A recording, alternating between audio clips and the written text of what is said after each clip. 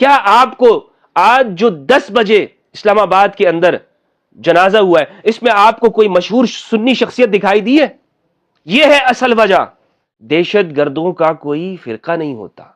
کیسے نہیں ہوتا؟ ہم یہ بات کر کے ان کو سپورٹ کر رہے ہوتے ہیں. یہاں میں آپ کو ایک راز سے پردہ اٹھانا چاہتا ہوں. شیعہ کو آخر مارا کیسے جاتا ہے؟ آج میں آپ کے سامنے صرف یہ نہیں کہنا چاہتا کہ دہشت گردوں کا کوئی مذہب نہیں ہوتا. آج میں آپ کو ان کا مذہب بھی بتاؤں گا. میں صرف یہ نہیں کہنا چاہوں گا جناب دہشت گردوں کا کوئی تعلق کسی مکتب فکر یا فرقے سے نہیں ہے. آج میں آپ کو ان کا نیریٹو اسکول آف تھاٹ بھی بتانا چاہوں گا. دہشت گردی کا واقعہ ہے. آپ سوشل میڈیا کو دیکھ لیں, اس طرح کے واقعے کے بعد آپ کو رپورٹس ملیں گی, پوسٹیں آپ کو دیکھنے کو ملے گی. اسلام کا کوئی تعلق دہشت گردی کے ساتھ نہیں ہے, دہشت گردوں کا کوئی مذہب نہیں ہوتا. یہ ساری باتیں اپنی جگہ پر ٹھیک ہیں کہ اسلام کا دہشت گردی سے کوئی تعلق نہیں ہے. کوئی مکتب فکر, کوئی مسلک, دنیا کا کوئی بھی مذہب, بلکہ کوئی بھی انسان جس کا کوئی مذہب ہی نہ ہو, وہ بھی جو سلیم الفطرت شخص ہوتا ہے وہ کسی کو ناحق قتل ہوتے ہوئے اس پر خوش نہیں ہوتا کہ اگر وہ دیکھے کہ کوئی شخص ناحق قتل ہو رہا ہے اس پر خوشیوں کا اظہار کرے. لیکن ہم نے پاکستان کے اندر ایسے لوگوں کو دیکھا, ہم نے ان لوگوں کو ایسے اس موقع کے اوپر دیکھا کہ جو اپنے آپ کو مذہبی کہتے ہیں, جو اپنے آپ کو ماشاءاللہ مذہب کے دعوے دار کہتے ہیں اور دنیا بھر کے اندر اسلام کے پرچم کو بلند کرنا چاہتے ہیں. ایسے موقع کے اوپر سوشل میڈیا پر آپ کو پوسٹیں نظر آتی ہوئی دکھائی دیں گی کہ شیعہ مارے گئے ہیں, ہاں جناب فلاں مردار ہو گئے ہیں, فلاں یہ ہوا ہے, امام باڑے میں ہوا ہے, وغیرہ وغیرہ. اور ایک گویا کہ یہ ایک پورا نیریٹو ہے, پورا ایک بیانیہ ہے. اس لیے صرف مذمتوں سے یہ کام حل نہیں ہوگا, صرف مذمتوں سے ہمارے ملک میں امن نہیں آئے گا. آج میں آپ کے سامنے صرف یہ نہیں کہنا چاہتا کہ دہشت گردوں کا کوئی مذہب نہیں ہوتا. آج میں آپ کو ان کا مذہب بھی بتاؤں گا. میں صرف یہ نہیں کہنا چاہوں گا جناب دہشت گردوں کا کوئی تعلق کسی مکتب فکر یا فرقے سے نہیں ہے. آج میں آپ کو ان کا نیریٹو اسکول آف تھاٹ بھی بتانا چاہوں گا. آج میں آپ کو ان کی نشاندہی کرنا چاہتا ہوں, اور یہ سب کے سامنے یہ بات رکھنا چاہتا ہوں, چاہے کسی کو اچھی لگتی ہے یا بری لگتی ہے, کہ ہم جو اس کے بعد کہہ دیتے ہیں کہ جناب ان دہشت گردوں کا تو کوئی مذہب نہیں تھا, یہ تو سارے وہ لوگ تھے, ان دہشت گردوں کا تو کسی فرقے سے کوئی تعلق نہیں ہے, ان دہشت گردوں جنہوں نے خود کو دھماکے کے ساتھ اڑایا. ہم یہ سیاسی بیانات دیتے رہتے ہیں کہ جناب یہ وہ لوگ ہیں کہ جو انسانیت کے دشمن ہیں. ٹھیک ہے, آپ کی باتیں صحیح ہیں, لیکن حقیقت یہ ہے کہ ہم نے بھی انہی مدارس کے اندر پڑھا ہے. میں نے بھی 10-12 سال انہی مدارس کے اندر تعلیم حاصل کی, اور سوشل میڈیا کے اوپر آپ میرے حوالے سے پوسٹنگ دیکھ لیں کہ اس بات کے گواہ وہ سارے لوگ ہیں کہ جنہوں نے میرے ساتھ مدرسے کے اندر تعلیم حاصل کی, جنہوں نے میرے ساتھ وہاں مدرسے میں ایک کلاسوں کے اندر ہم نے پڑھا ہے, ایک استاد کے سامنے ہم بیٹھے ہیں, اور ہماری مطعم کی زندگی, ہماری زندگی کہ میرے بارے میں بھی یہ کہا جاتا ہے کہ ایک وقت یہ تھا کہ میں بھی شیعہ کو واجب القتل سمجھتا تھا. ہاں یہ حقیقت بات ہے. اگر مجھے اللہ سبحانہ و تعالیٰ قرآن اور اہل البیت کی معرفت نہ دیتا, اگر میں ہدایت نہ پا جاتا, ثم اہتدیت نہ ہو جاتا, ہدایت کے راستے پہ نہ چل پڑتا, تو آج میں بھی ان شیعہ لوگوں کو پتہ نہیں کن راستوں کے اندر یہ پلاننگ کر رہا ہوتا کہ ان کو کس طرح سے استغفر اللہ العظیم ان کو واصل جہنم کرنا ہے. یہ ایک پورا نیریٹو ہے, اس کا مقابلہ کرنا ہے. ہم نے صرف یہ نہیں کہ اپنی سیکورٹی اچھی رکھ لی, اور یہاں پر اس موقع کے اوپر ہمیں ایسے مناظر دیکھنے کو ملے, یعنی قیامت کے مناظر ہے, دل ہل جاتا ہے. اور اللہ کا نام لے کر اللہ اکبر کہنے والے جنہوں نے نماز کے لیے ہاتھ بلند کیے, ہاتھ باندھے یا ہاتھ چھوڑے, یہ میٹر نہیں رکھتا, لیکن اللہ کے سامنے کھڑے ہوئے تھے وہ, اور جو بندہ آیا اس نے اللہ اکبر کا نام لے کر ان کو مارا. ایک پوری سوچ ہے, ایک پوری فکر ہے, پورا ایک بیانیہ ہے, اور اس کا مقابلہ ہم نے کیسے کرنا ہے. آج ہم نے اس کے بارے میں گفتگو کرنی ہے کہ آخر یہ ساری چیزیں کس طرح سے بند ہوگی. کیا یہ مذمتوں کے بیان سے کہتے ہیں کہ جناب اس کے اندر رام ملوث ہے, انڈیا ملوث ہے, ہو سکتا ہے, اور دشمن ہمارے اختلافات سے فائدہ کیوں نہیں اٹھائے گا. ہم کہتے ہیں کہ جناب اس کے اندر اسرائیل ملوث ہے, اسرائیل کے ساتھ ہماری یہ ہے وغیرہ.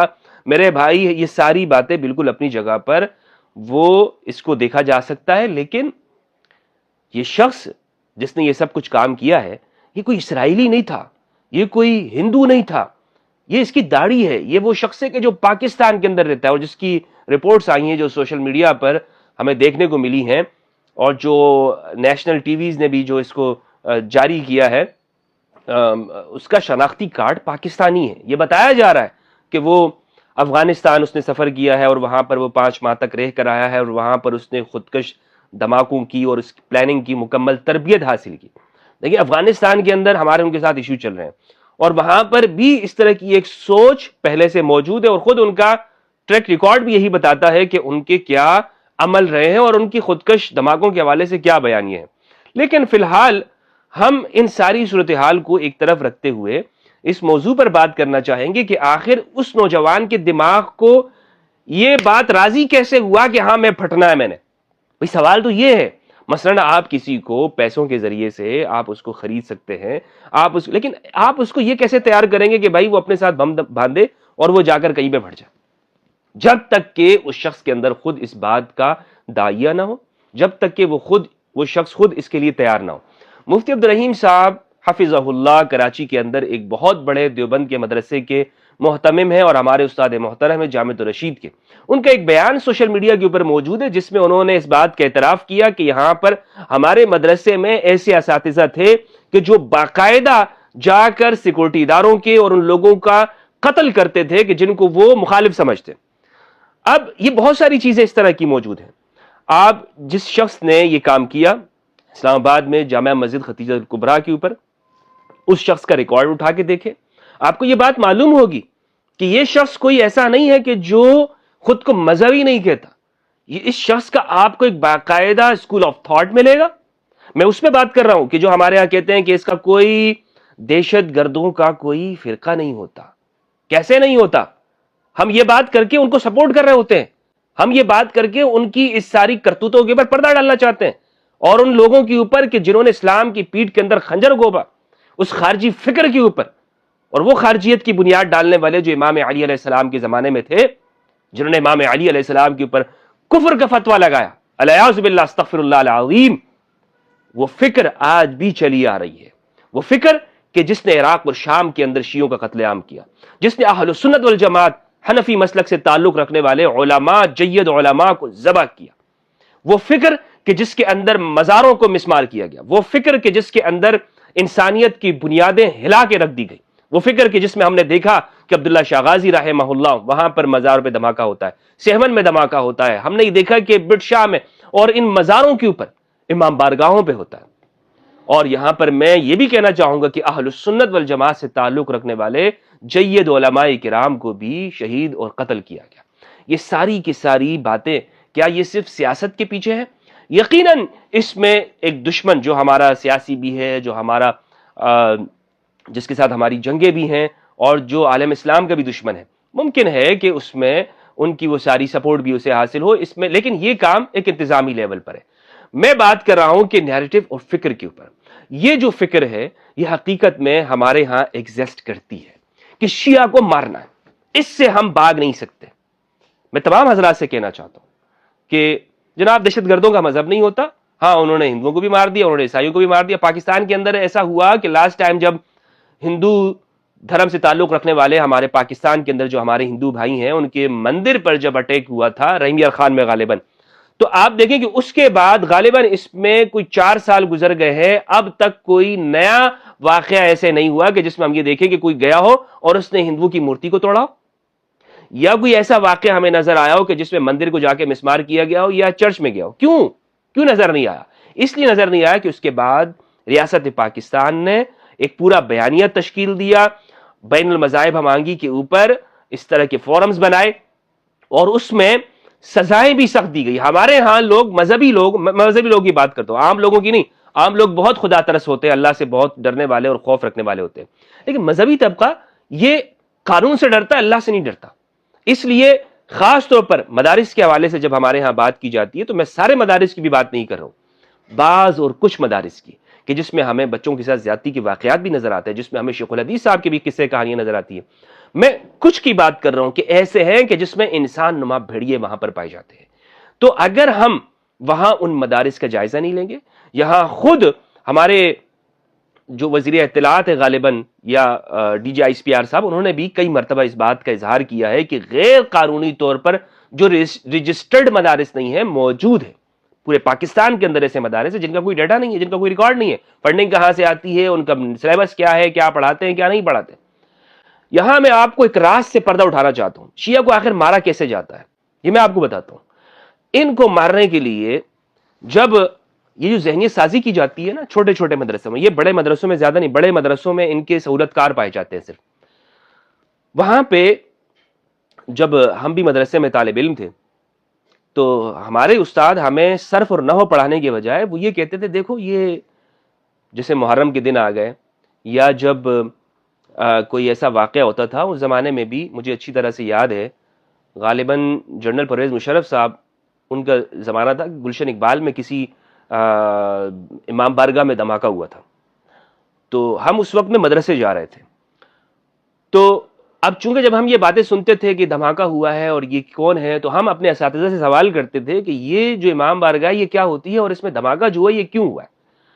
تو وہ یہ کہتے تھے کہ یہ شیعہ ہیں، اور شیعہ لوگ چونکہ صحابہ کرام کی گستاخی کرتے اور صحابہ کرام کے بارے میں ہمیں جو کچھ بتایا ہوتا تھا، ہمیں یہ بتایا جاتا تھا کہ رسول کے بعد، رسول اللہ صلی اللہ علیہ وآلہ وسلم کے بعد اس کائنات کی جو افضل ہستی ہیں وہ یہ ہیں، ترتیب سے بتا کے، اور صحابہ کرام کا ایک مقام وہ صرف صحابہ کرام کا مقام ہمیں بیان کیا جاتا۔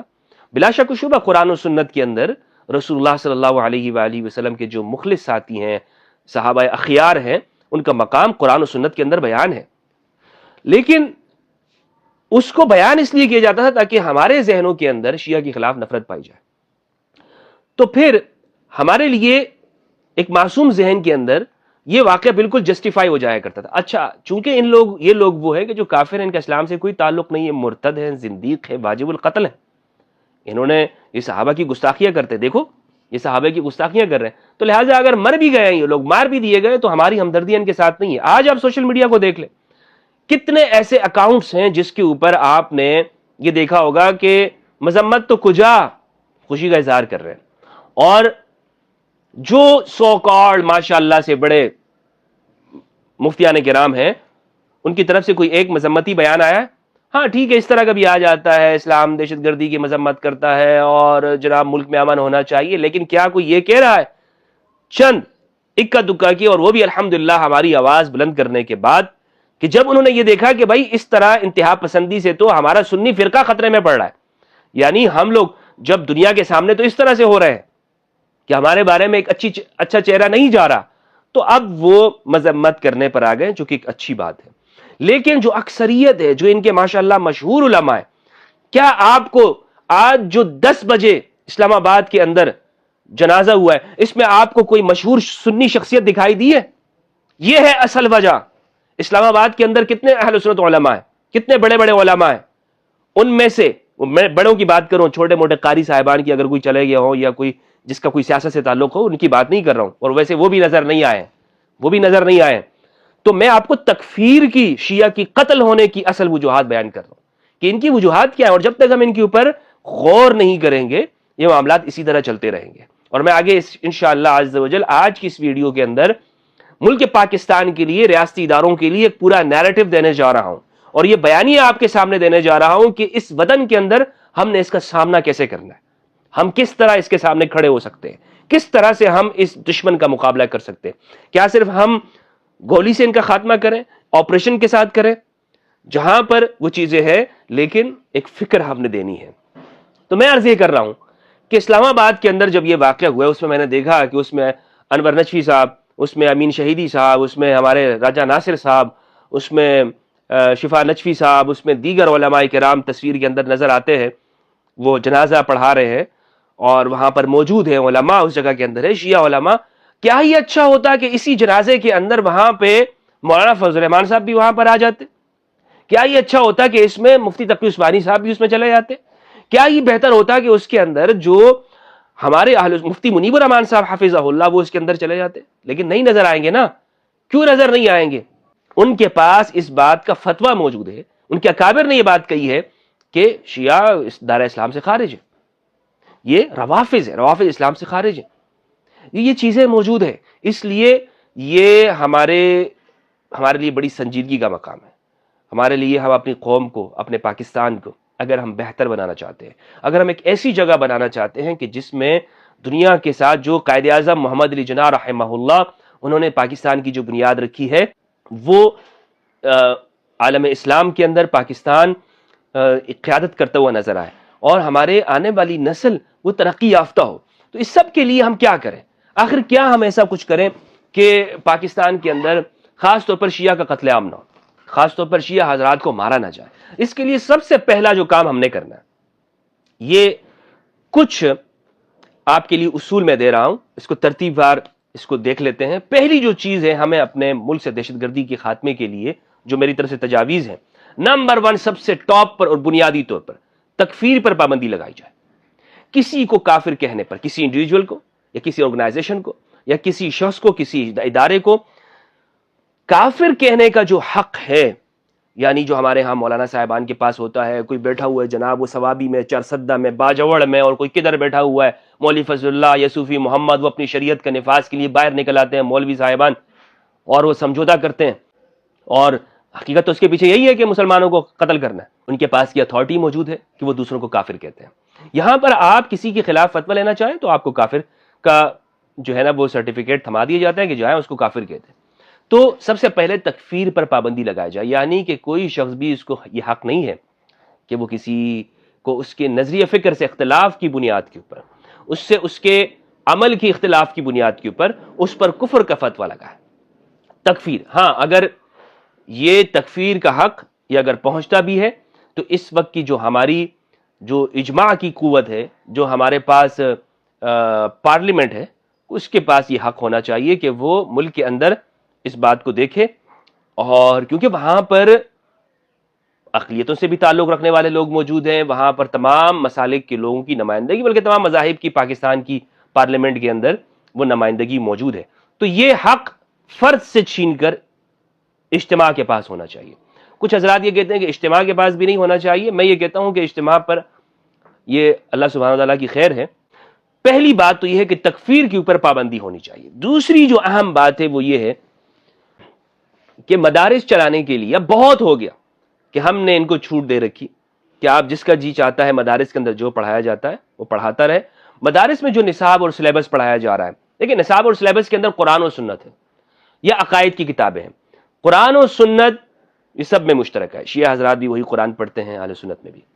تو آخر کیا وجہ ہے کہ ان مدارس کے اندر وہ پھر بعض جگہوں کے اوپر یا یہ سوچ پائی جاتی ہے. دیکھیں میں یہ نہیں کہہ رہا ہوں کہ مدارس سے کچھ خودکش بمبار نکلتے ہیں، لیکن تکفیری تو نکلتے ہیں نا. اور آپ چیک کر لیں کہ یہ جو اپنے پھٹا ہے، جو جہنم واصل ہوا ہے، خود کو اس نے جہنم میں بھیجا ہے، یہ اور اس کے قبیلے کے افراد، ان کے عقیدے کیا ہیں چیک کریں نا، تبھی تو مقابلہ ہو سکتا ہے وہ کس نظریے کے حامل ہیں. تو قرآن و سنت تو تمام مدارس کے اندر ایک ہی پڑھایا جاتا ہے، حتیٰ کہ دیوبندی اور بریلوی اور شیعہ کے اندر بھی حدیث کی کتابیں وہی ہیں. شیعہ میں ان کی اصول کی کتابیں الگ ہیں، لیکن جو اصول کی جو حدیث کی کتابیں وہ الگ ہیں، لیکن جو اصول تفسیر پڑھائی جاتی ہے، حتیٰ کہ الاتقان سیوطی رحمہ اللہ کی، وہ شیعہ حضرات بھی پڑھاتے ہیں. تو ہمارے ہاں مشترکات موجود ہیں. خرابی کہاں پہ آتی ہے؟ خرابی آتی ہے پڑھانے والے کی. اب اس پڑھانے والے کی، اس استاد کی کیسے مانیٹرنگ ہو سکتی ہے؟ تو اس کے لیے ایک خاص ملک کے اندر یہ بات لازمی قرار دی جائے کہ مدرسے کے اندر جو استاد پڑھانے جا رہا ہے، اس کو ایک ادارہ جب تک سرٹیفکیٹ نہیں دے گا تو وہ مدرسے کے اندر نہیں پڑھا سکتا. یعنی گورنمنٹ اپنے پاس بین المذاہب ہمانگی کا ایک باقاعدہ ادارہ قائم کرے. ابھی جو پاکستان کے اندر ہے وہ تو ہم نے پسند ناپسند پہ دیا ہوا ہے نا، افسوس کے ساتھ. اور اس کی شکل پسند ہے، اس کی پسند نہیں ہے. باقاعدہ ایجوکیٹڈ یا وہ لوگ کہ جن کی جو اس موضوع پہ بات بھی کرتے ہوں، صرف کیک کاٹنے والے نہ ہوں، ایسے لوگوں کے جو گراؤنڈ کے اندر کام بھی کرتے ہوں، ان سے آپ باقاعدہ ایک ایسی ٹیم تشکیل دی جائے. اور پھر وہ مولوی حضرات جو مدارس میں پڑھانے جا رہے ہیں، مثلا دیوبندی مدرسے میں اس نے حدیث پڑھانے جانا ہے، اور یہ ہم اس کے باقاعدہ سرٹیفکیٹ چیک کریں، اور نادرا سے باقاعدہ ویریفیکیشن ہو، اس کا پورا ڈیٹا سامنے لایا جائے، اور ویب سائٹ کے اوپر باقاعدہ ان کو ڈالا بھی جائے کہ یہ استاد اس مدرسے میں پڑھا رہا ہے اور کیا سبجیکٹ پڑھا رہا ہے، یہ چیز سامنے ہو. دوسری بات یہ ہے کہ وہ جو ہم پوری تشکیل دیں گے، جو ادارہ تشکیل دے گورنمنٹ، وہاں سے اساتذہ کی منظوری ہو، پھر جا کے وہ وہاں پہ مدرسے میں جا کے پڑھائے.